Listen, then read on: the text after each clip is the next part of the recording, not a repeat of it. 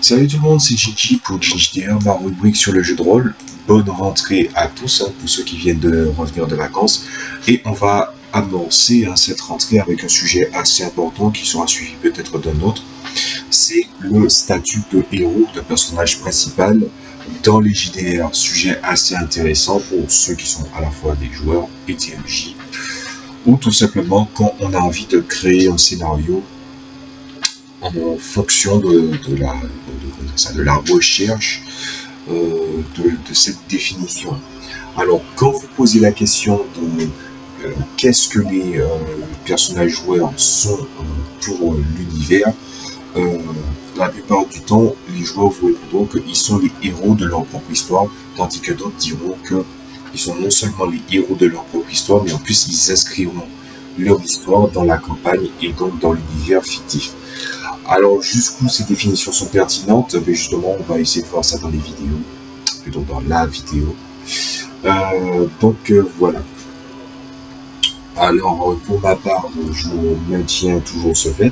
Les PNJ sont les autochtones de leur propre univers, là où, par exemple, les joueurs, la plupart du temps, ne savent que ce qui est justement sur la fiche, ce qu'on leur dit qu'ils ont comme savoir, et surtout la plupart du temps, et c'est là où justement ce genre de règles de compétences est perfectible, c'est que c'est le MJ qui fait justement part de ce qu'ils savent ou pas. On peut gré mal gré, on va dire ça comme ça. Et donc à ce moment-là, un PNJ qui n'est pas monolithique, il aura tendance à justement avoir une idée sur certaines choses, une étiquette, pas l'étiquette dans le sens global, mais une étiquette, c'est-à-dire comment se comporter vis-à-vis de telle ou telle personne. Et ils ont souvent un avis sur certaines choses et pas sur d'autres. Donc justement, ils savent avancer, plus ou moins, ils ont une logique qui est construite en fonction de l'univers dans lequel ils sont.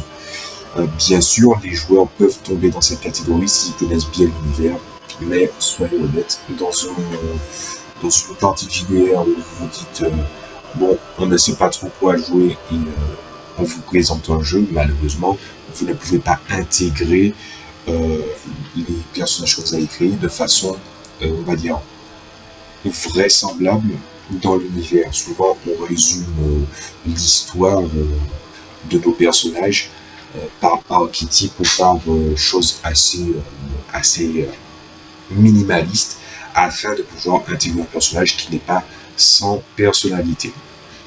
Nous y reviendrons.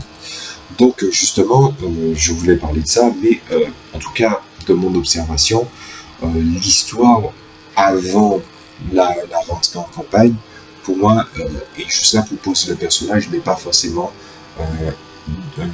pour être compté comme acte important. Les actes importants, ils se font justement en partie en fonction des arcs et des scénarios qui leur sont proposés.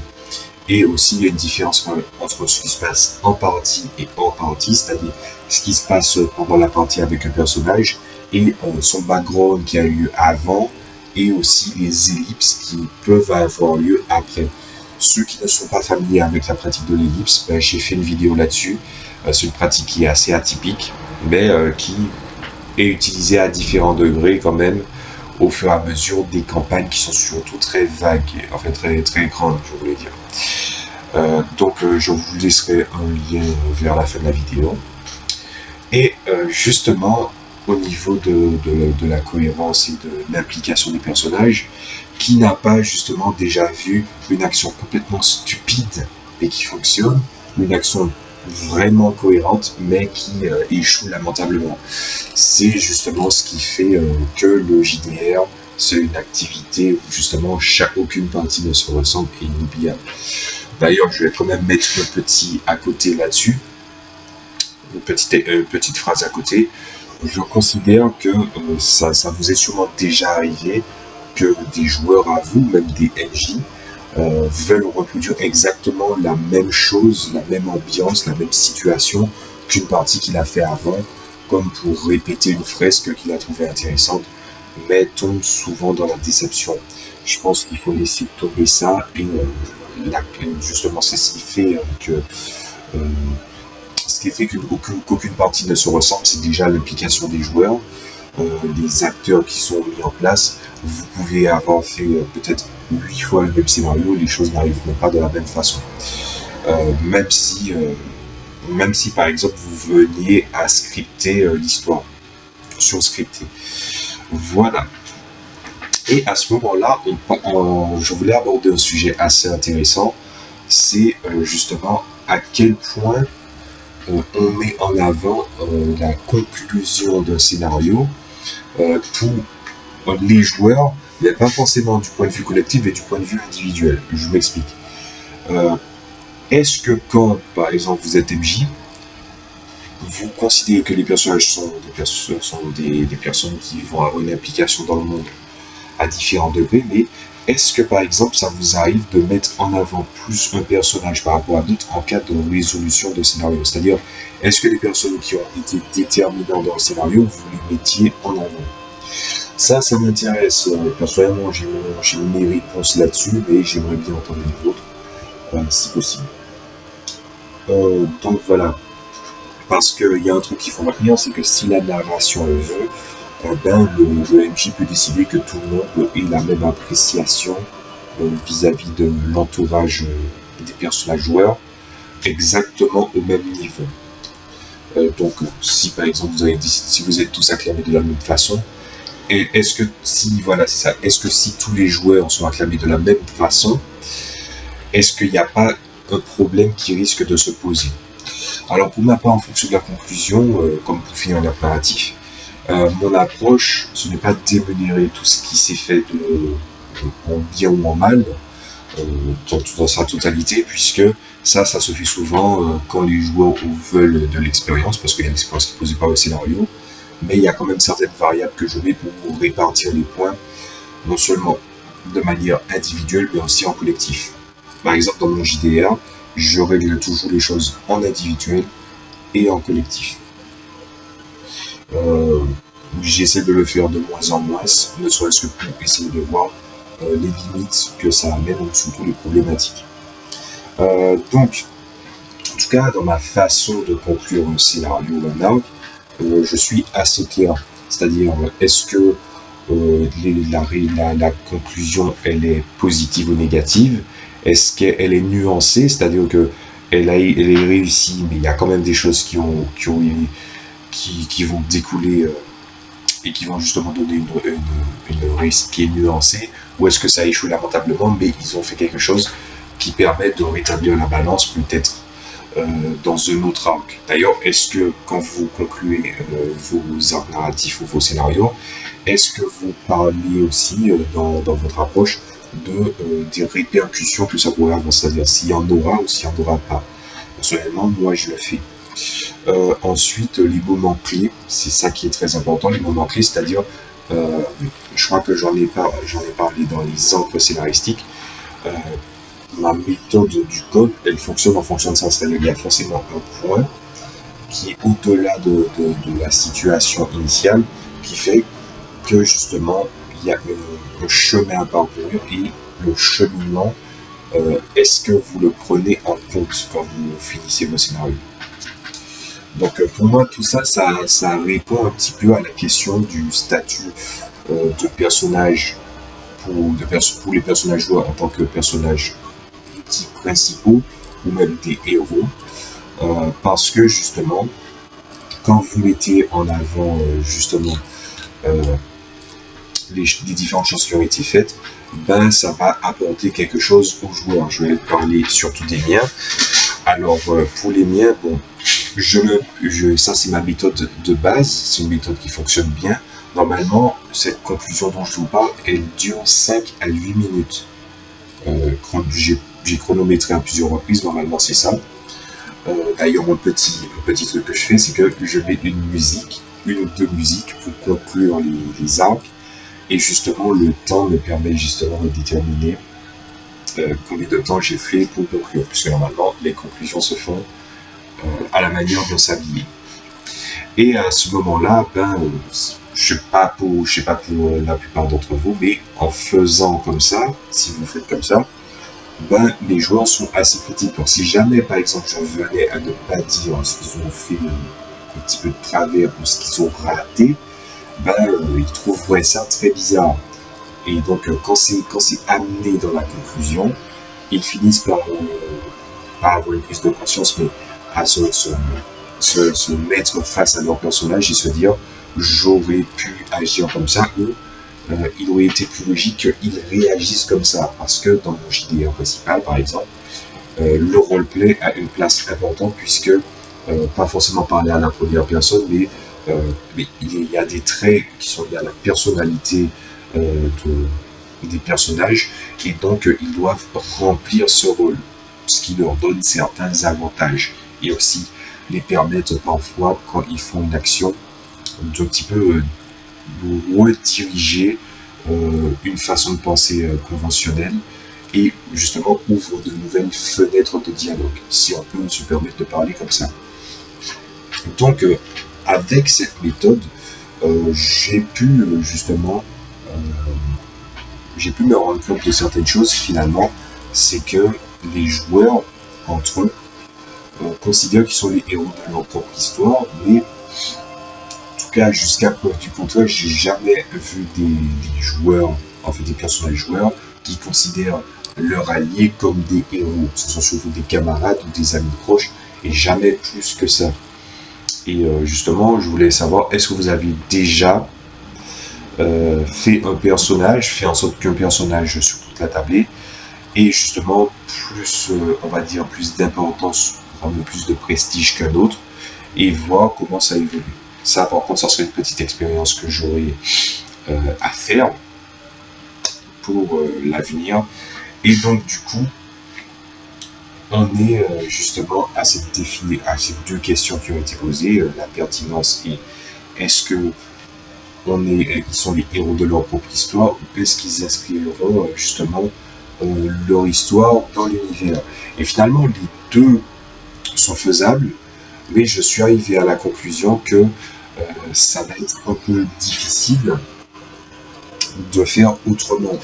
La plupart du temps, nous mettons pour les joueurs des enjeux assez élevés afin qu'ils puissent se développer dans l'univers, et surtout qu'ils gagnent de l'importance. Et c'est là où je me dis que il n'y a pas seulement la composante du joueur et du personnage, de ses aspirations qui comptent. Il y a aussi le fait des adversités que pose le MJ ou que pose l'univers, mais c'est plus souvent ce que pose le MJ. Après avoir fait plusieurs campagnes, je me suis rendu compte que quand on donnait trop d'importance aux personnages, finalement, ils arrivaient à être bien considérés. Pour autant, si on prend l'exemple que j'avais donné, les deux exemples que j'avais donné la dernière fois, c'est-à-dire faire des actions complètement stupides et qui fonctionnent, et des actions qui ne sont pas, qui sont logiques mais qui échouent, justement, il y a toujours eu cette part où finalement, quand ça fonctionne, et quand ça fonctionne pas, c'est souvent mal posé. Et c'est justement quelque chose que j'ai fini par modifier dans mon interprétation de l'univers, c'est-à-dire que maintenant je commence à plus prendre en compte le bien fondé des actions des personnages, et aussi améliorer les réactions des PNJ, parce que comme j'ai dit, ce sont non seulement les autochtones de leur propre histoire, mais il faut aussi, ils ne sont pas là forcément pour acclamer ou pour railler des personnages. Surtout que dans mon univers, ça c'est un truc que les joueurs, à la fois, en fait, c'est à la fois un petit peu un reproche et en même temps une qualité. C'est que ils disent qu'ils sont les héros de leur propre histoire, mais ils ont aussi retenu que tout le monde est le héros de sa propre histoire. Et donc souvent, on arrive à la El Famoso phrase, les PNJ ont joué à un meilleur jeu que nous. Et malheureusement, c'est vrai, ce qui fait que par exemple, si je devais poser la question combien de personnages iconiques ou personnages qui pourraient être personnages non joueurs, qui pourraient être considérés comme des héros, il y en a légion. Voilà. Et c'est justement entre cet écart entre les PNJ qui sont les autochtones de leur propre univers, mais qui ont quand même des forces et des faiblesses, qui sont très très mises en avant parce qu'ils ont une action cohérente, et les autres qui essaient justement de se chercher, qui fait que les deux définitions se valent. Donc ils apportent, une certaine histoire dans le monde, et en même temps ils sont les héros de leur propre histoire, mais que il faut parfois mettre un certain éclair de lucidité qui fait que les joueurs se disent, on devrait peut-être commencer à nous chercher nous-mêmes avant de nous impliquer dans des grandes choses. Et ça, c'est une réflexion qu'ils peuvent avoir et que les joueurs ont déjà eu, par exemple. Pas dit avec ces mots-là, mais ils l'ont déjà eu. Et ce qui fait, c'est que le MJ, puisqu'on parle quand même des MJ, les MJ doivent accompagner ça. Le MJ doit penser à ses PNJ, doivent apporter un certain soin, et en même temps, ils doivent essayer de mettre pas forcément diriger, hein, le but n'est pas de diriger, mais tout simplement de délimiter une certaine zone visible, comme pour indiquer que la chose qu'ils ont vers quoi les joueurs se dirigent, donc leur ligne directrice, a justement une zone, on va dire, une zone de certitude qui fait que ils sauront à peu près où aller, et dans le cas possible où ils finissent par stagner, ils pourront faire le point sur eux-mêmes et justement faire évoluer le niveau de jeu et aussi la consistance de l'histoire des héros, des personnages. Bien évidemment, ça sera ma conclusion, bien évidemment, tout ce que je viens de dire là, c'est pas forcément évident pour tout le monde, et tout le monde n'est pas tombé dans ce cas-là. Mais j'avais envie d'en parler parce que la définition de héros n'est pas seulement posée par ce que pensent les joueurs, ce que pense le MJ, mais aussi ce à quoi l'univers les expose, et ce à quoi le MJ les expose. Et c'est tout un échange qui montre que le JDR, c'est vraiment pas que le MJ et puis le MJ et les joueurs, c'est vraiment un ensemble MJ joueur univers, et qui finit par pas seulement brasser stupidement les choses et juste faire que tu mélanges du blé et du chocolat, ça fait du choc à pic, hein. Le monde ne fonctionne pas comme ça, mais plutôt que on est dans quelque chose qui, à l'image un petit peu du théâtre, c'est de l'art vivant, un théâtre d'improvisation face aux différents événements qui arrivent. Et tout cela mêlé avec une quête, si c'est mêlé avec une quête de cohérence, je parle surtout MJ, si vous voulez vraiment travailler vos PNJ, ben vous vous rendrez compte que, par exemple, pour ceux qui se sont lancés MJ et qui se disent « Ah, mais en fait, j'ai envie d'être un joueur », ben finalement, vous allez trouver un certain confort à justement poser des choses et les laisser dans une certaine forme d'automatisme avec juste 2-3 contrôles à faire. En tout cas, l'expérience que j'ai m'a montré tout ça. Donc, je voudrais aussi conclure avec ça. L'ego des joueurs et des interactions, bien évidemment, peuvent me donner tort. C'est-à-dire il peut y avoir des joueurs qui se considèrent comme les personnages principaux et que les autres sont des suivants.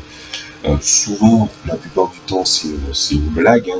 La plupart du temps, c'est des joueurs qui disent ça et puis qui se disent des personnages principaux, mais souvent, ils sont rappelés par un violent échec critique.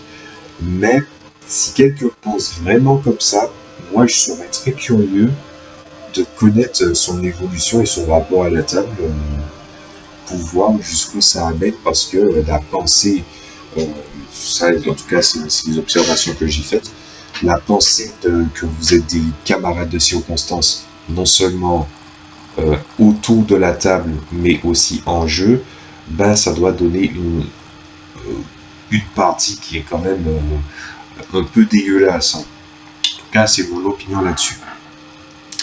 Donc, on a parlé du héros. Personnellement, je suis assez satisfait d'en avoir parlé. Ça fait plusieurs vidéos que je fais parce que c'est pas un thème facile à aborder. Si vous avez aimé la vidéo, bien évidemment, vous mettez un pouce en haut. Si vous n'avez pas aimé, pouce en bas. Si vous avez des réflexions à faire pour le micro, ne vous inquiétez pas, je suis déjà au courant. N'oubliez pas, je suis sur webcam, tout ça, et je n'ai pas encore de micro d'installation. Ça viendra dans quelques mois si tout se passe bien. Si vous voulez justement pensez que mon avis est intéressant, ma réflexion est intéressante, ben, n'hésitez pas à partager, hein. Ça fait toujours du bien. Et la prochaine fois, on va parler d'un thème qui est un petit peu en rapport avec un petit peu, encore une fois, les joies et les MJ, mais j'avais envie de parler d'un thème un peu particulier, c'est un petit peu la romance dans le JDR, pas la romance dans le sens large, mais en fait, c'est un aspect de la romance, c'est-à-dire les MJ qui ont difficilement envie de laisser un love interest à un joueur parce qu'ils tiennent à leur personnage. C'est un petit peu le thème, ça sera peut-être la protection farouche des MJ vis-à-vis de leur personnage non joueur dans le domaine de la romance. Ça sera un truc assez atypique, mais je trouve que c'est un truc assez intéressant. Moi-même étant tombé dans la case, et je pense que pas mal de MJ, au vu des témoignages que j'ai vus sur Internet, tombent là-dessus, dans cette case, dans cette situation, à raison, hein, pour la plupart du temps. Ben finalement, c'est intéressant de voir les tenants et les aboutissants de cette réflexion. Personnellement, j'ai pas encore réfléchi là-dessus, mais je pense que c'est un prochain thème assez intéressant à voir. Donc c'était Jinji pour JDR, passez une bonne journée, une bonne soirée, bon appétit et tout le reste. Un bon jour chez vous et je vous dis à la prochaine fois.